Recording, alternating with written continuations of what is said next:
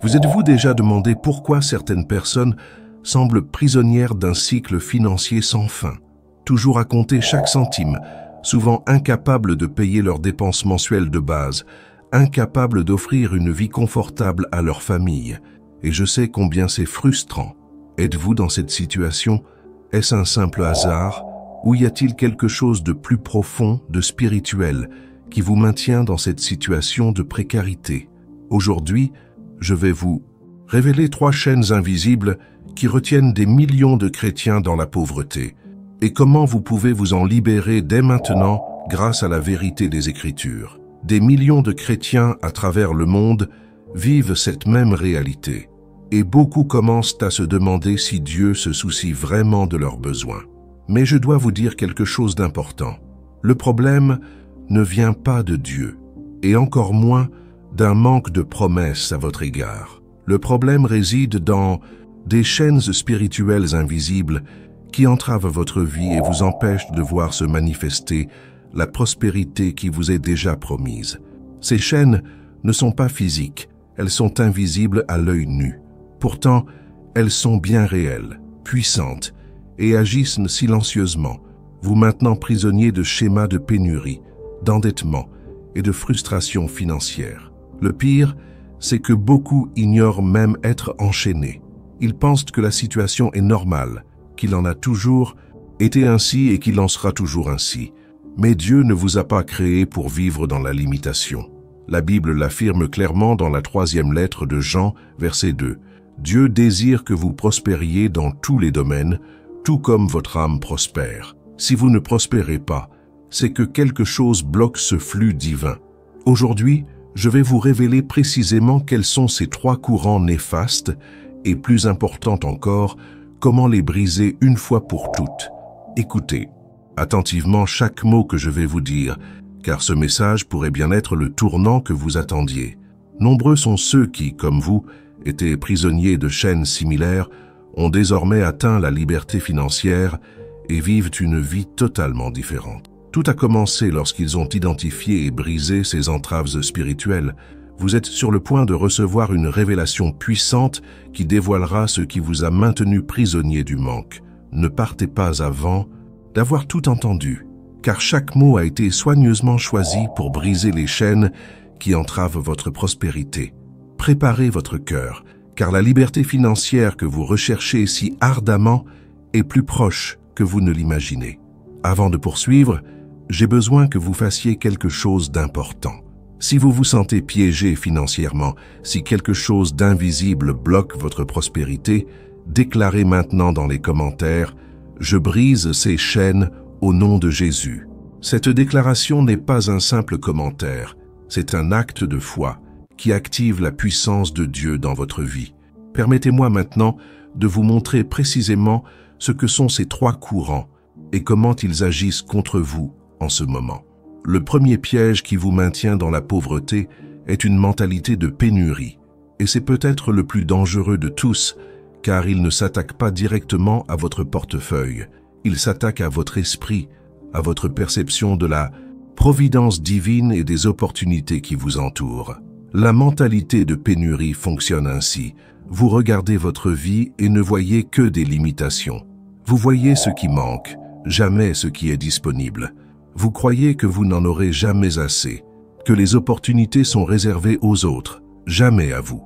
Et le pire, c'est que vous finissez par accepter cette pénurie comme votre identité, comme si c'était votre destin.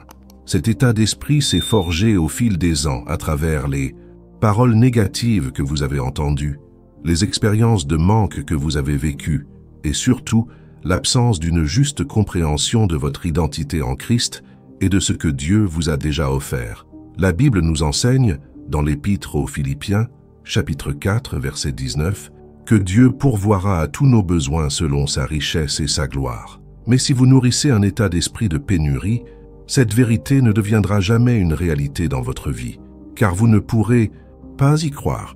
Laissez-moi vous expliquer comment cet état d'esprit se manifeste au quotidien. Lorsqu'une opportunité d'investissement fructueux se présente, la première réaction est souvent la peur. On se dit « Et si je perds cet argent? Et si ça ne marche pas ?» Je ne peux pas me permettre de prendre ce risque. Résultat, on rate l'occasion.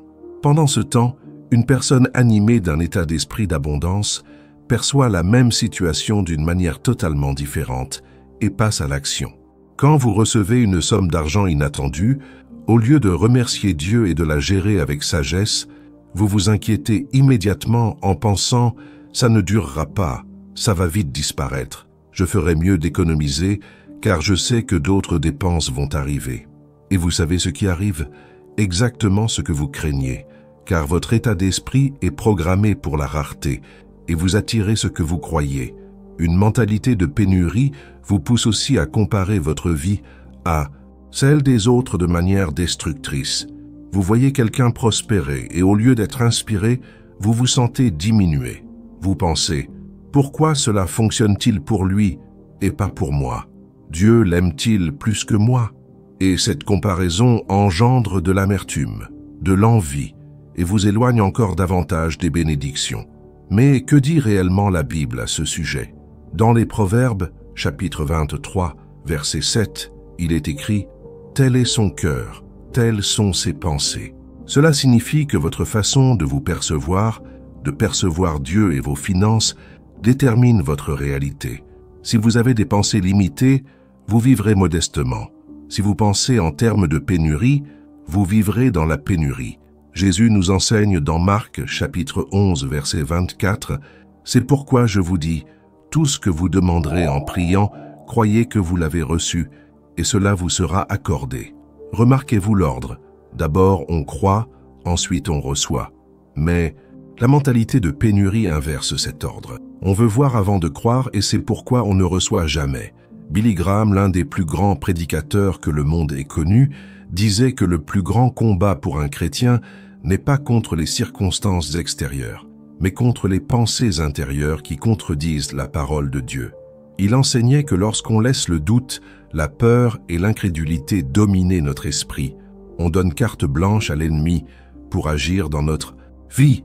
Il faut se défaire de cette mentalité de pénurie, car tant qu'elle persiste, vous pouvez multiplier les prières, jeûner 40 jours, faire des offrandes généreuses sans que la prospérité ne se manifeste. Dieu n'agit jamais contre votre volonté. Si vous choisissez de croire en la pénurie, Dieu respecte votre choix. Mais si vous choisissez de croire en son abondance, en sa providence, en ses promesses, alors vous ouvrez les portes du ciel à votre vie. Cette transformation commence lorsque vous cessez d'accepter le discours de la pénurie et que vous commencez à renouveler votre esprit par la parole de Dieu. L'Épître aux Romains, chapitre 12, verset 2, nous ordonne « Soyez transformés par le renouvellement de votre esprit. » Ce n'est pas une option, c'est un commandement. Car Dieu sait que tant que votre esprit n'est pas renouvelé, vous continuerez à vivre en deçà de ce qu'il a préparé pour vous. Mais voici une chose que vous devez absolument comprendre. Identifier ce courant n'est que la première étape. Si vous n'apprenez pas à le briser concrètement, rien ne changera. Et c'est précisément ce que je vais vous enseigner dans un instant. La méthode pratique, étape par étape, pour vous libérer de cette mentalité de pénurie et activer celle d'abondance que Dieu a déjà placée en vous.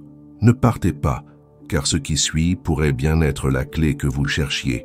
Mais avant cela, je dois vous raconter l'histoire d'une personne qui a vécu prisonnière de ce carcan pendant des années et dont la vie a basculé lorsqu'elle a découvert la vérité.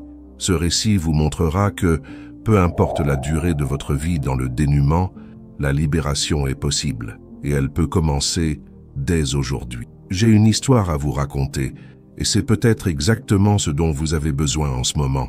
Car parfois, lorsque nous voyons Dieu à l'œuvre dans la vie d'autrui, notre foi se ravive et nous commençons à croire que l'impossible peut aussi nous arriver. Il y a des moments dans la vie où tout semble se liguer contre vous. Et c'est précisément dans ces moments-là que Dieu prépare quelque chose de bien plus grand que ce que vous pouvez imaginer.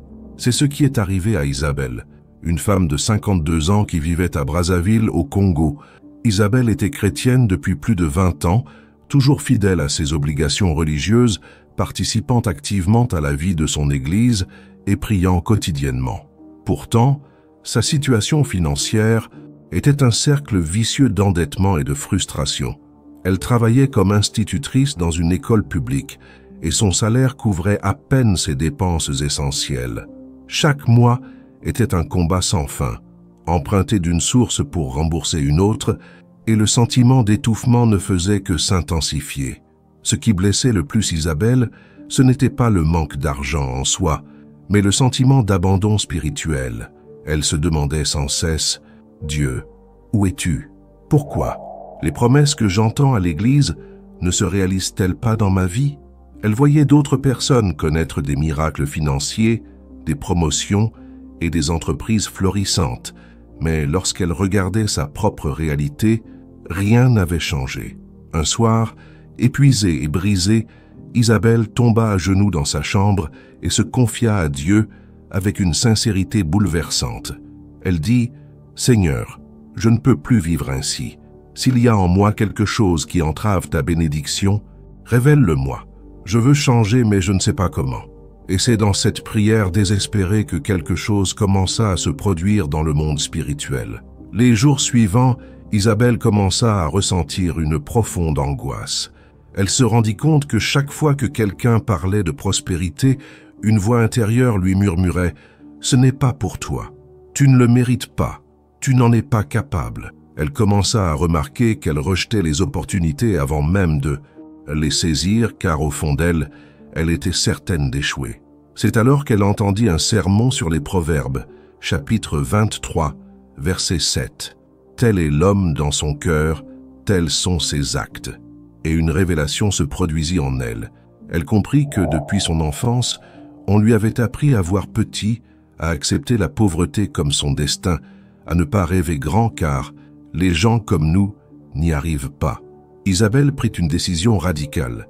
Elle commença à considérer ses pensées comme des ennemis spirituels qu'il fallait vaincre. Chaque fois qu'une pensée de manque surgissait, elle la confrontait à la parole de Dieu. Quand elle pensait « Je n'ai pas les moyens », elle déclarait à haute voix « Mon Dieu pourvoira à tous mes besoins selon sa richesse et sa gloire ». Elle commença à étudier les promesses de Dieu concernant sa providence et à les méditer quotidiennement. Elle mémorisa des versets, afficha des rappels dans toute la maison et s'engagea à renouveler son esprit chaque jour. Ce ne fut pas facile, car ses anciennes habitudes avaient du mal à rester présentes, mais elle persévéra. 3 mois plus tard, un événement extraordinaire se produisit. Une ancienne camarade de fac, installée en France, contacta Isabelle. Elle ouvrait une école de langues en ligne et recherchait des professeurs qualifiés, bilingues français-anglais. Elle proposa à Isabelle un partenariat. Elle enseignerait à distance et percevrait 3 fois son salaire. D'enseignante, versée en euros. La première réaction d'Isabelle fut la peur. Ses vieilles craintes tentèrent de ressurgir. Et si je n'y arrive pas? Et si je perds mon emploi stable? Et si ça ne marche pas? Mais cette fois, elle reconnut la voix du manque, l'affronta avec foi et accepta de saisir l'opportunité.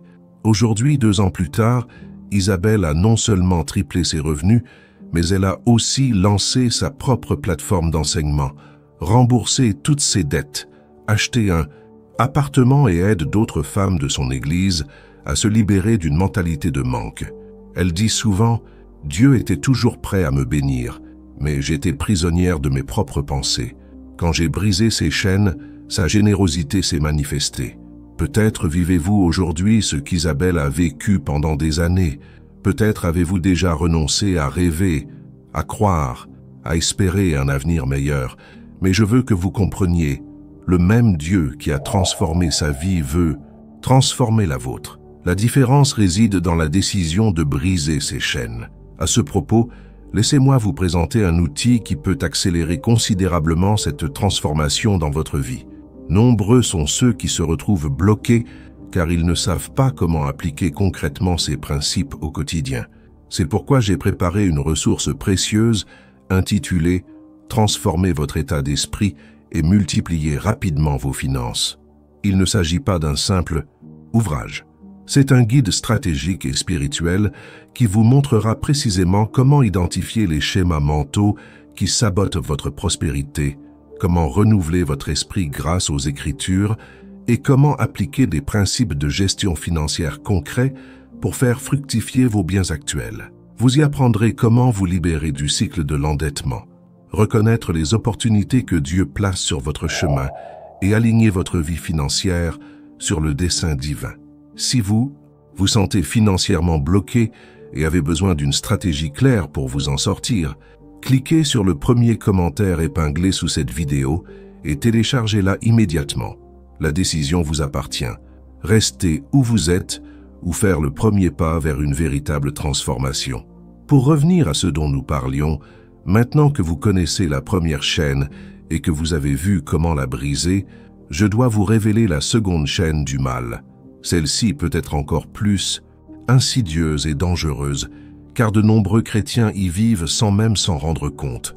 Le second fléau qui vous maintient dans la pauvreté est l'idolâtrie de l'argent. Et avant que vous ne pensiez « cela ne me concerne pas, je n'ai même pas d'argent à idolâtrer », permettez-moi de vous expliquer un point fondamental. L'idolâtrie de l'argent ne tient pas à la quantité que vous possédez, mais à la place qu'il occupe dans votre cœur. On peut être pauvre et vénérer l'argent. On peut vivre dans le dénuement et pourtant faire de l'argent son idole. Comment? En plaçant tout son espoir, toute sa paix, toute sa sécurité dans ce que l'argent peut nous apporter, au lieu de les placer en celui qui peut véritablement pourvoir à nos besoins, c'est-à-dire Dieu. L'idolâtrie de l'argent se manifeste de diverses manières. Elle apparaît lorsqu'on est prêt à compromettre ses valeurs morales pour gagner davantage. Elle apparaît lorsqu'on ment, trompe, nuit à autrui, le tout au nom du gain financier. Elle apparaît lorsqu'on vit dans l'angoisse, le désespoir, parce que son compte bancaire est à découvert et qu'on ne peut se reposer sur la providence divine. Jésus a été très clair dans Matthieu chapitre 6, verset 24, « Nul ne peut servir deux maîtres, car ou il haïra l'un et aimera l'autre, ou il s'attachera à l'un et méprisera l'autre. Vous ne pouvez servir Dieu et Mammon. » Mammon représente l'esprit qui symbolise la richesse et le matérialisme. Et Jésus n'a pas dit qu'il était difficile de servir les deux. Il a dit que c'était impossible. Quand l'argent devient votre maître, vous perdez votre liberté spirituelle. Vous prenez des décisions uniquement motivées par le profit, jamais par la volonté de Dieu. Vous acceptez tout pourvu que ce soit lucratif. Vous sacrifiez votre temps en famille, votre santé, votre communion avec Dieu, simplement parce que vous courez après toujours plus d'argent, pensant qu'une fois que vous en aurez assez, vous pourrez enfin vous reposer et vous tourner vers Dieu. Mais ce jour n'arrive jamais. La Bible nous avertit dans la première épître à Timothée, chapitre 6, verset 10, « L'amour de l'argent est la racine de tous les maux. » Remarquez, ce n'est pas l'argent en soi qui est mauvais, mais l'amour qu'on lui porte, la dépendance affective qu'on en a, l'idolâtrie. Et les conséquences de cette idolâtrie sont dévastatrices. Et par leur avidité, certains se sont égarés loin de la foi et se sont infligés à qu'eux-mêmes bien des tourments. Combien de personnes connaissez-vous qui, fermes dans leur foi, ont abandonné l'Église, cessé de prier et se sont détournées de Dieu dès qu'elles ont prospéré financièrement? Cela arrive parce que leur cœur n'était pas préparé à la prospérité. Elles ont fait de l'argent leur idole, et une fois le succès atteint, elles n'ont plus eu besoin du vrai Dieu. Mais l'inverse est également vrai.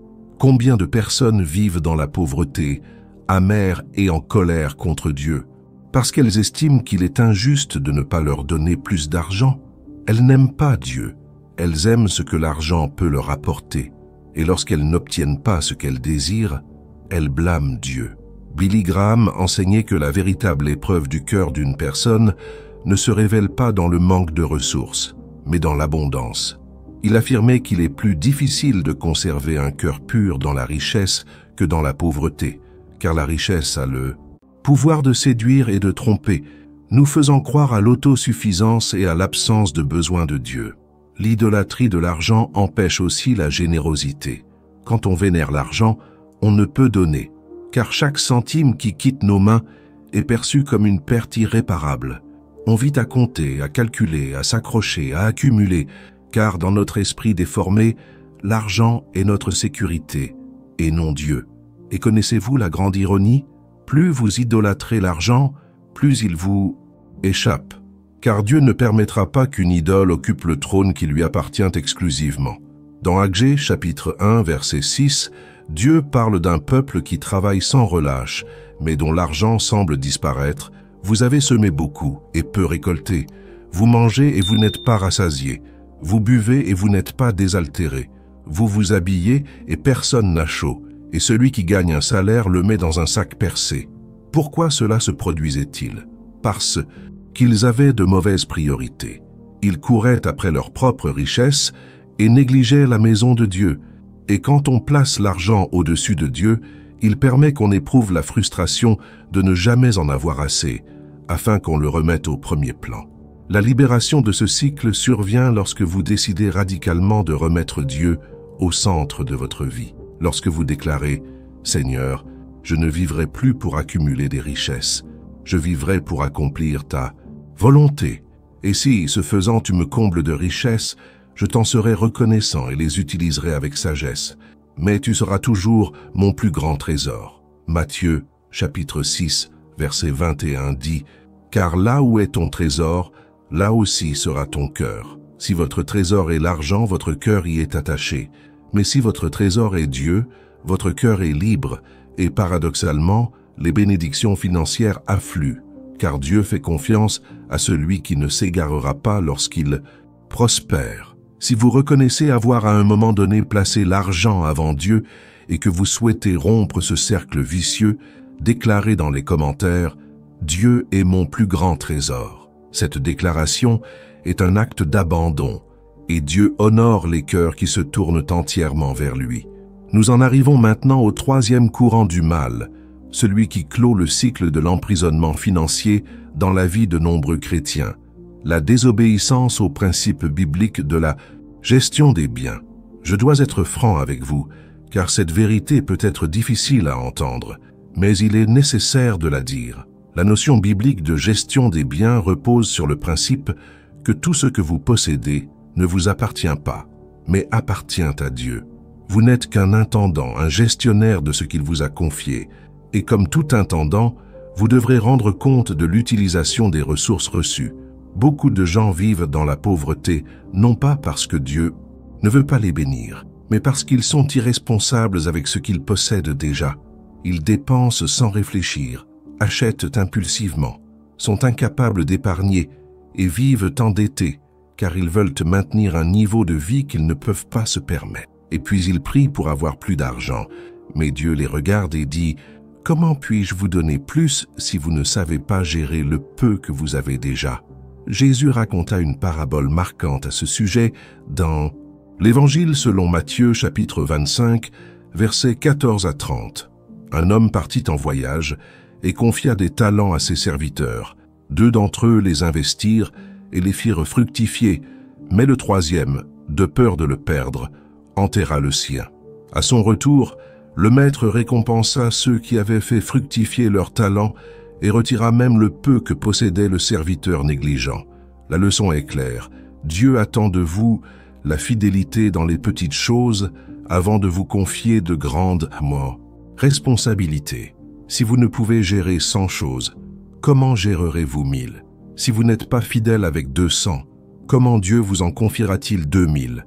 Une gestion fidèle est la clé qui ouvre la porte à la multiplication. Le livre des Proverbes, chapitre 21, verset 5, nous enseigne « Les projets des gens diligents mènent à l'abondance, mais la précipitation mène à la pauvreté. Cela signifie qu'il vous faut de la discipline, de la planification et de l'organisation. Vous devez savoir combien vous gagnez, combien vous dépensez et où va chaque centime. Vous devez vivre selon vos moyens, éviter les dettes inutiles et investir judicieusement. Mais la gestion responsable des biens de Dieu ne se limite pas à l'organisation de ses finances personnelles. Elle inclut aussi la générosité. Un fidèle intendant de Dieu comprend qu'une partie de ce qu'il reçoit doit être consacrée à son œuvre et au bien d'autrui. La dîme et les offrandes ne sont pas facultatives pour ceux qui veulent vivre en pleine obéissance. Dans le livre de Malachie, chapitre 3, versets 8 à 10, Dieu s'en prend à ceux qui le volaient en refusant de payer la dîme et les offrandes. Puis, il leur fait une promesse puissante. Apportez à la maison du trésor toutes les dîmes, afin qu'il y ait des vivres dans ma maison. Mettez-moi à l'épreuve là-dessus, dit le Seigneur Tout-Puissant, et vous verrez si je n'ouvre pas pour vous les écluses des cieux, si je ne répands pas sur vous la bénédiction en abondance. Comprenez que Dieu ne vous demande pas votre offrande parce qu'il a besoin de votre argent. Il cherche à éprouver votre cœur.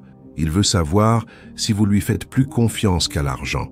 Lorsque vous donnez votre dîme, vous dites « Seigneur, je reconnais que tout vient de toi et que les 90% qui me restent, bénis par toi, valent plus que les 100% sans ta bénédiction. » Voici le problème.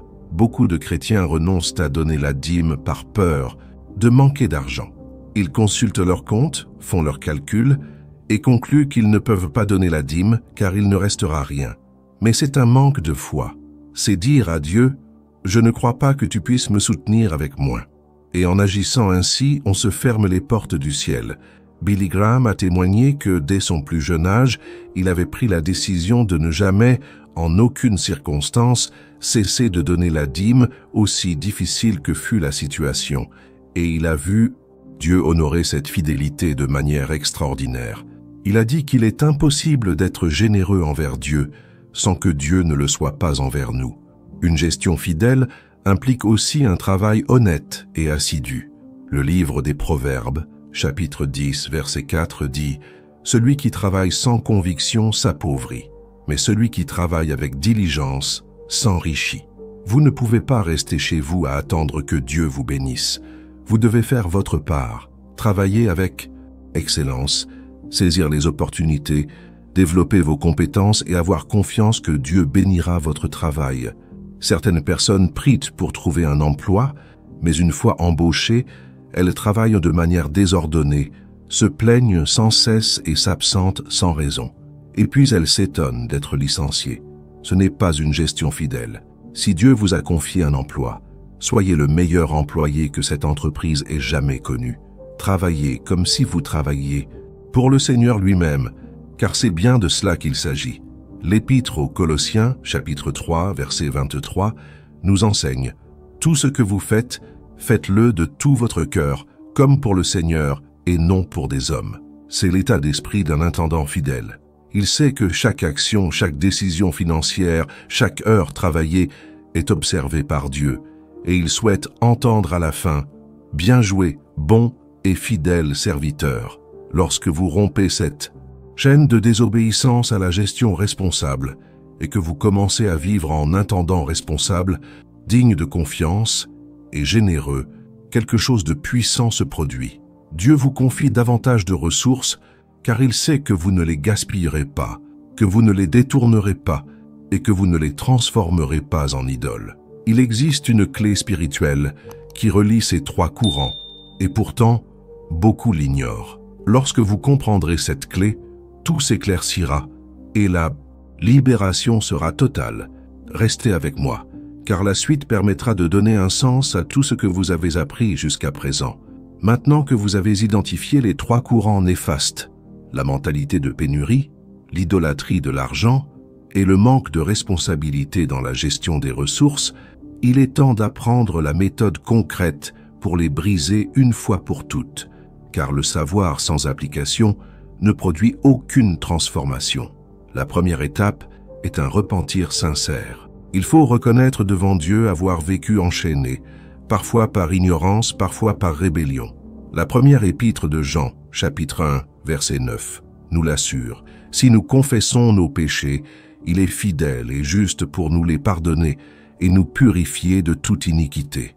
Il est inutile de tenter de changer extérieurement si, intérieurement, vous portez encore le poids de la culpabilité, de la honte et de la condamnation. Dieu ne veut pas que vous viviez ainsi. Il veut vous purifier entièrement afin que vous puissiez recommencer avec un cœur pur et une conscience tranquille. Alors, arrêtez-vous maintenant, priez, confessez vos erreurs et recevez son pardon. La deuxième étape consiste à renouveler quotidiennement votre esprit par la parole de Dieu. C'est l'aspect que la plupart des gens négligent, et c'est pourquoi ils ne constatent jamais de véritables changements. Vous devez imprégner votre esprit des promesses de Dieu, de ses principes, de sa vérité, jusqu'à ce qu'il remplace complètement les mensonges auxquels vous avez cru pendant des années. Commencez par mémoriser des versets sur la provision, l'abondance et la fidélité de Dieu. Notez-les, affichez-les à des endroits visibles et proclamez-les à haute voix chaque jour. Dès qu'une pensée de pénurie vous vient à l'esprit, confrontez-la immédiatement à la parole. Ne laissez pas le doute s'installer. La deuxième épître aux Corinthiens, chapitre 10, verset 5, nous exhorte à soumettre toute pensée à l'obéissance du Christ. La troisième étape consiste à établir les bonnes priorités. Mettez Dieu au premier plan en toutes choses, y compris vos finances. Cela signifie que la dîme passe avant toute autre dépense. Les offrandes et l'aide aux autres ne sont pas des restes, mais une priorité.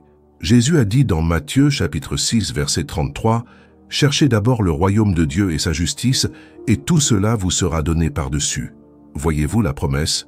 Lorsque vous mettez Dieu au premier plan, il prend en charge tous vos besoins. Mais si vous inversez l'ordre et privilégiez vos propres besoins, vous vous retrouvez seul face à l'adversité et vous ne pouvez prospérer. La quatrième étape consiste à élaborer un plan financier concret. Prenez un stylo et du papier, ou ouvrez un tableur et notez tout, vos revenus, vos dépenses et l'ensemble de vos dépenses. Identifiez les dépenses superflues, le gaspillage et les achats impulsifs. Le livre des Proverbes, chapitre 27, verset 23 dit « Sois attentif à l'état de tes troupeaux, prends soin de tes bêtes, fixez-vous des objectifs réalistes, remboursez vos dettes, constituez une épargne de précaution, investir pour l'avenir et surtout, vivez selon vos moyens. Si vous gagnez 1000 €, ne dépensez pas 1200 €. Cela paraît évident, mais la plupart des gens sont endettés précisément parce qu'ils ne respectent pas ce principe de base. La cinquième étape consiste à adopter une mentalité de générosité. Comprenez que tout ce que vous donnez avec foi et dans un but juste, Dieu le multiplie. La deuxième épître aux Corinthiens, chapitre 9, verset 6, nous enseigne « Celui qui sème peu moissonnera peu, et celui qui sème abondamment moissonnera abondamment. » Cela ne signifie pas qu'il faille donner tout ce que l'on possède sans discernement. Cela signifie qu'il faut être généreux, avec intelligence, guidé par Dieu. Lorsque vous voyez quelqu'un dans le besoin et que le Saint-Esprit vous pousse à l'aider, obéissez.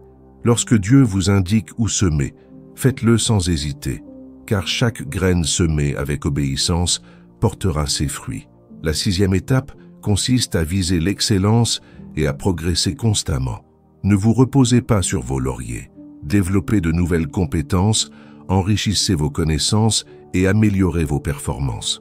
Le livre des Proverbes, chapitre 22, verset 29, nous dit « Voyez-vous un homme habile dans son travail? Il servira les rois. Dieu honore la diligence. » Voici un point que Billy Graham soulignait sans cesse.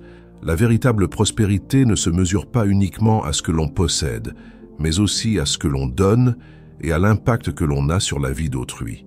Un homme riche qui ne fait de bien à personne est pauvre en esprit, mais un homme qui possède peu et qui fait du bien à beaucoup est véritablement riche aux yeux de Dieu. La septième et dernière étape consiste à cultiver une vie de gratitude constante.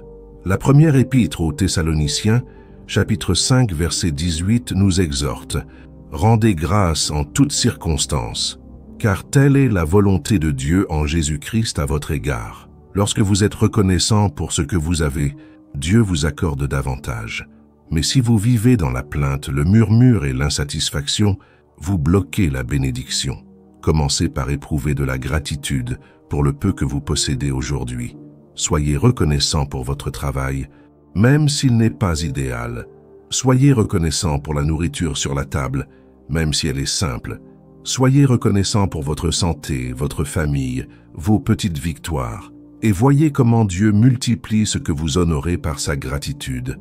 Vous recevez des vérités puissantes, capables de transformer radicalement votre situation financière. Ces révélations ne viennent pas de moi, elles proviennent de la parole de Dieu et ont le pouvoir de briser les chaînes qui retiennent des générations entières. Alors aimez cette vidéo dès maintenant, car ce message doit atteindre davantage de personnes qui, comme vous, étaient prisonnières de ces chaînes. Abonnez-vous également à la chaîne pour continuer à recevoir des enseignements qui fortifieront votre foi et vous guideront vers la prospérité que Dieu a prévue pour vous. Mais il y a quelque chose d'encore plus profond que je dois vous révéler. Derrière ces 3 chaînes qui vous retiennent dans la pauvreté se cache une racine spirituelle commune, un manque d'intimité avec Dieu. Et c'est une vérité que beaucoup refusent d'entendre, mais qu'il est nécessaire de dire. Vous pouvez appliquer toutes les techniques financières du monde, vous pouvez suivre toutes les étapes que je vous ai enseignées, mais si vous n'avez pas une relation véritable et profonde avec Dieu, tout restera superficiel et éphémère. Car la véritable prospérité ne découle pas seulement de stratégie, elle provient d'un cœur en harmonie avec celui du Père. Quand on est proche de Dieu, on entend sa voix, et sa voix nous guide vers les bonnes décisions, nous avertit des dangers et nous révèle des opportunités que nos yeux ne peuvent percevoir. Le livre des Proverbes, chapitre 3, versets 5 et 6 dit « Confie-toi en l'Éternel de tout ton cœur, et ne t'appuie pas sur ta propre intelligence. Reconnais-le dans toutes tes voies, et il aplanira tes sentiers. » Voyez-vous la promesse? Lorsque vous reconnaissez Dieu dans tous vos choix, y compris financiers, il prend les devants. Il redresse ce qui était tordu, ouvre les portes fermées et vous conduit sur des chemins insoupçonnés. Mais lorsque vous êtes loin de lui, vous prenez des décisions basées uniquement sur votre logique humaine limitée. Vous vous trompez, vous trébuchez, vous gaspillez votre temps et vos ressources pour des choses que Dieu n'a jamais approuvées. Et alors, vous vous retrouvez coincé dans des cycles d'échecs, à vous demander où est Dieu, alors qu'en réalité, c'est vous qui vous êtes éloigné. L'Évangile selon Jean, chapitre 15, verset 5, présente une vérité qui devrait être gravée dans le cœur de chaque chrétien. « Je suis la vigne, vous êtes les sarments. Celui qui demeure en moi et moi en lui porte beaucoup de fruits, car sans moi vous ne pouvez rien faire. Sans Jésus, rien n'est possible. On peut s'efforcer, transpirer, lutter, mais sans lui, tout est vain. » Permettez-moi de vous poser une question. Combien de temps consacrez-vous à Dieu? Pas à l'Église, pas à écouter des sermons, mais simplement vous et lui, en prière, en lisant la parole, en louant Dieu. Car l'intimité se construit avec des moments privilégiés. On ne peut prétendre connaître quelqu'un profondément si on ne lui parle qu'une fois par semaine. Billy Graham disait que le plus grand problème des chrétiens modernes est qu'ils désirent les bénédictions de Dieu, mais pas sa présence. Ils veulent qu'il résolve leurs problèmes, mais ils ne veulent pas passer de temps avec lui. Ils traitent Dieu comme un génie dans une lampe. Il apparaît quand ils ont besoin de quelque chose. Ils formulent leurs vœux, puis il disparaît. Mais Dieu n'agit pas ainsi. Il est un Père qui désire une relation. Il veut vous connaître. Il veut que vous le connaissiez. Et lorsque vous investissez du temps dans cette intimité, un miracle se produit. Vous commencez à penser comme il pense, à voir comme il voit, à agir comme il agirait. Et lorsque vous pensez comme Dieu, la mentalité de pénurie disparaît, car vous comprenez qu'il est le Dieu de l'abondance. Lorsque vous voyez comme Dieu voit, l'idolâtrie de l'argent perd son pouvoir, car vous réalisez que rien en ce monde ne se compare à la valeur de le connaître. Et lorsque vous agissez comme il agirait, la gestion responsable devient naturelle, car vous vous considérez comme son collaborateur sur terre. Le psaume 37, verset 4 nous invite « Fais du Seigneur tes délices, et il te donnera ce que ton cœur désire. » Lorsque tu trouves ta joie en Dieu, lorsqu'il devient ta plus grande joie, tes désirs s'harmonisent avec les siens. Et alors, il te comble pleinement, car ce que tu désires est précisément ce qu'il veut te donner. Au fait, si vous n'avez pas encore téléchargé le document « Transformez votre état d'esprit et multipliez rapidement vos finances », je vous encourage à le faire dès maintenant. Il vous permettra d'appliquer concrètement tout ce qui y est révélé, accélérant ainsi votre transformation. Le lien se trouve dans le premier commentaire épinglé, mais attention, l'accès est limité et peut être supprimé à tout moment. Pour revenir à ce dont nous parlions, cette intimité avec Dieu n'est pas quelque chose de mystique et de lointain. C'est une réalité, accessible dès maintenant. Le deuxième livre des Chroniques, chapitre 7, verset 14, nous montre le chemin. Si mon peuple sur qui est invoqué mon nom s'humilie, prie, recherche ma face et se détourne de ses mauvaises voies, alors je l'exaucerai des cieux, je pardonnerai son péché et je guérirai son pays. La guérison de votre vie, y compris de vos finances, commence par l'humilité, la prière, la recherche et la conversion. Ce n'est pas compliqué, mais cela exige de la volonté. Vous devez décider qu'à partir d'aujourd'hui, Dieu ne sera plus seulement une partie de votre vie, il en sera le centre. Et lorsqu'il est au centre, tout le reste s'harmonise. Et il y a autre chose que je dois vous montrer. Une vérité ultime qui scellera tout ce que vous avez appris jusqu'à présent. Car il ne suffit pas de briser les chaînes, il faut savoir comment les empêcher de vous emprisonner à nouveau. Et c'est précisément ce que je vais vous révéler maintenant. Briser les chaînes est une victoire, mais rester libre est un autre combat. Nombreux sont ceux qui connaissent une libération temporaire, mais retombent rapidement en prison faute d'avoir compris les principes de la protection spirituelle et pratique. La première protection à mettre en place est la protection de votre cœur. Le livre des Proverbes, chapitre 4, verset 23, nous avertit « Garde ton cœur, car c'est de lui que jaillit la vie. Tout ce qui entre dans votre cœur finit par se manifester dans votre vie. Il est donc essentiel d'être extrêmement sélectif quant à ce que vous y laissez entrer. Cessez de consommer des contenus qui glorifient l'avidité, le matérialisme et la richesse dénuée de sens moral. Cessez de suivre ceux qui vendent l'illusion d'un enrichissement rapide et sans effort. Cessez d'écouter de la musique, de regarder des émissions et de lire des livres qui alimentent une mentalité de pénurie ou l'idolâtrie de l'argent. Tout cela contamine votre cœur et rouvre des portes que Dieu a fermées. Au contraire, imprégnez votre esprit de la parole de Dieu, de témoignages de foi et d'enseignements qui édifient votre esprit et fortifient votre confiance dans le Seigneur. Philippiens, chapitre 4, verset 8, nous exhorte. Enfin, frères et sœurs, que tout ce qui est vrai, tout ce qui est honorable, tout ce qui est juste, tout ce qui est pur, tout ce qui est aimable, tout ce qui mérite l'approbation, tout ce qui est vertueux et digne de louange, soit l'objet de vos pensées. La seconde protection est la responsabilité. Vous avez besoin de personnes sages et craignant Dieu autour de vous, capables de vous conseiller, de vous corriger lorsque nécessaire et de vous aider à rester concentré.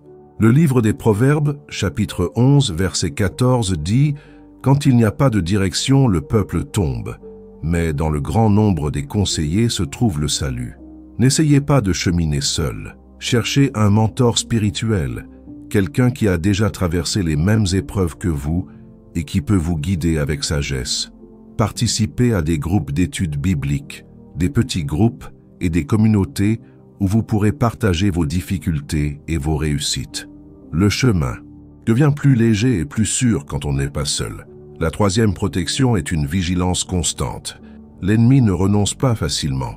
La première épître de Pierre, chapitre 5, verset 8, nous avertit « Soyez sobres, veillez, car votre adversaire, le diable, rôde comme un lion rugissant cherchant qui dévorer. Il tentera de vous faire retomber dans vos vieilles habitudes, vos anciennes mentalités. Il vous faut donc être vigilant quant à vos pensées, vos paroles et vos actions. Dès que vous surprenez une pensée de manque à ressurgir, repoussez-la immédiatement.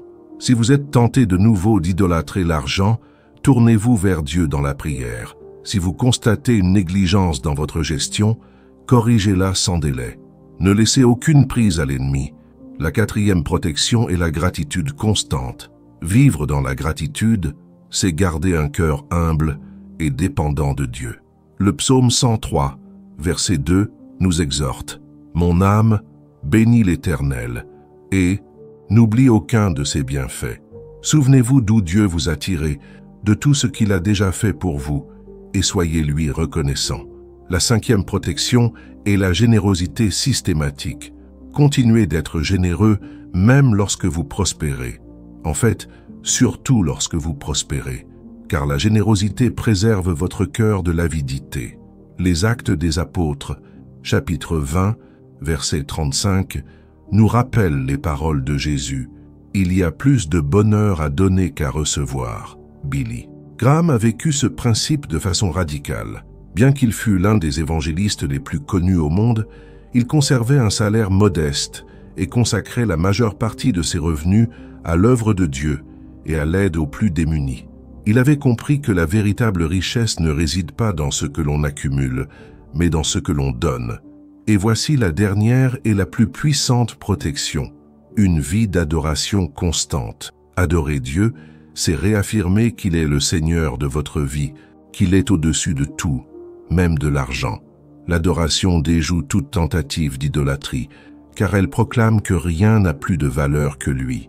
Le psaume 16, verset 11, prophétise « Tu me feras connaître le chemin de la vie. Il y a plénitude de joie en ta présence, des délices éternelles à ta droite. Vivre en sa présence procure une plénitude inestimable. C'est cette plénitude qui vous maintient libre, comblé et prospère dans tous les domaines. Comprenez bien ceci, la véritable prospérité ne se mesure pas à l'état de votre compte bancaire. Il s'agit de vivre pleinement selon le dessein de Dieu, d'être béni afin de pouvoir être une bénédiction pour les autres, de bien gérer les ressources qu'il vous confie et de glorifier son nom en toutes choses. Lorsque vous vivez ainsi, la prospérité est une conséquence naturelle et non un objectif en soi. Ce message est trop puissant pour le garder pour vous. Des millions de personnes sont prises au piège de ces mêmes chaînes, souffrantes, désespérées, persuadées qu'il n'y a pas d'issue. Dieu peut se servir de vous pour leur apporter l'espoir. Alors, partagez cette vidéo dès maintenant, avec au moins 5 personnes. Partagez-la en famille, à l'église, ou envoyez-la directement à cet ami qui traverse des difficultés financières. Soyez un instrument de libération dans la vie de quelqu'un. Et maintenant, j'ai un dernier mot à vous adresser, quelque chose qui vous touchera en plein cœur et vous donnera l'élan nécessaire pour aller de l'avant. Car tout ce que vous avez entendu jusqu'ici doit se traduire en actes. Et c'est de cela que je vais parler maintenant. Vous venez de recevoir des vérités bibliques profondes qui peuvent transformer radicalement votre situation financière. Vous avez découvert les 3 chaînes du mal qui vous emprisonnent dans la pauvreté, la mentalité de pénurie, l'idolâtrie de l'argent et la désobéissance à la bonne gestion de vos biens. Vous avez appris comment vous en libérer et comment rester libre. Mais maintenant, la décision la plus importante vous appartient, car l'information sans transformation n'est que divertissement. Vous pouvez fermer cette vidéo, reprendre vos habitudes et continuer comme avant. Ou vous pouvez prendre la décision radicale d'appliquer tout ce que vous avez entendu dès aujourd'hui, maintenant. Dieu a déjà accompli sa part. Il vous a donné la révélation, vous a montré le chemin et vous a doté de la connaissance et de la vérité. Maintenant, il attend que vous fassiez la vôtre. Croire, obéir et agir. Josué chapitre 1 verset 9 vous encourage. Ne t'ai-je pas donné cet ordre? Fortifie-toi et prends courage. Ne crains point et ne t'effraie point, car l'Éternel ton Dieu est avec toi partout où tu iras. Vous n'êtes pas seul dans cette aventure. Dieu est avec vous. Il vous fortifie, vous guide et vous donne la force nécessaire. Et lorsque vous ferez ce premier pas de foi, il vous surprendra en vous ouvrant des portes, en vous offrant des opportunités inattendues et en pourvoyant miraculeusement à vos besoins, car il est fidèle et ses promesses sont toujours tenues. Maintenant, en tant qu'acte prophétique de foi, déclarez dans les commentaires « Je suis libre, prospère et béni en Christ ». Il ne s'agit pas simplement d'un commentaire, c'est une proclamation de victoire sur votre vie financière. Ce message vous a transformé et il peut en transformer des milliers. Aimez cette vidéo dès maintenant pour que YouTube puisse diffuser ce message à un plus grand nombre de personnes qui en ont besoin. Abonnez-vous à cette chaîne et activez les notifications, car vous y recevrez régulièrement des révélations bibliques qui fortifieront votre foi et vous prépareront à la pleine prospérité que Dieu vous réserve. Et voici la question la plus importante. Vous avez déjà brisé vos chaînes, mais comment faire affluer la richesse grâce à votre travail? Il existe un psaume utilisé par le roi David, un code de la richesse cachée dans les Écritures et connu de très peu de chrétiens. Je vais vous révéler ce psaume dans son intégralité dans la prochaine vidéo. Cliquez dès maintenant sur « Le code de la richesse de David », le psaume secret qui débloque la richesse grâce à votre travail, qui apparaît à l'écran. Ne partez pas sans l'avoir vu car cette révélation est peut-être la clé de votre prospérité.